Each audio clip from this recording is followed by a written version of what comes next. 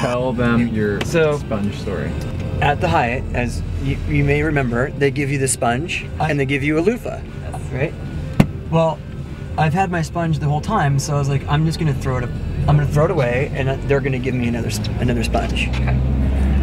They haven't given me another sponge, so I saw the housekeeper in the hallway on the way out, and I was like, "Hey, can I get a sponge?" And she's like, "Spracken, spracken, spracken," whatever she's saying, right? Sparkle, and, sparkle. Sparkle, sparkle. And she pulls out like soap, because I was like, "Sponge," you know? And she's like, pulls up the soap, and I go, "No, not that." So she goes back in and she pulls out the same thing, and she's like, "This." Now she's got two in her hands, and I'm like, "No, sponge. The sponge, you know, squish it, clean yourself, the sponge." And she's like, she goes in and she pulls out 4 of the soaps, and she's like, "Yeah." And I'm like, "No, sponge, sponge, right? Sponge, spongy, squish, clean your body."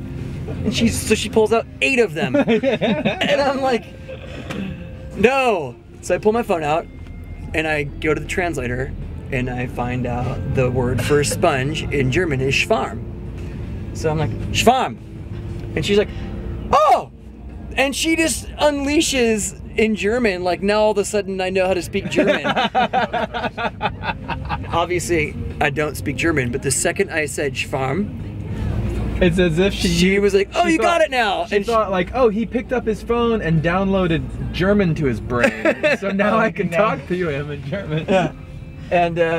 And then as I was like, "Okay, thank you," she gets on the phone and I could hear her saying Schwamm, and she's talking on the phone, and I think they're like ordering me sponges. I don't know what's going on. You have like a box of sponges and a room charge. And I have yeah, they're gonna charge me €400 for a box of sponges and 75 bottles of soap.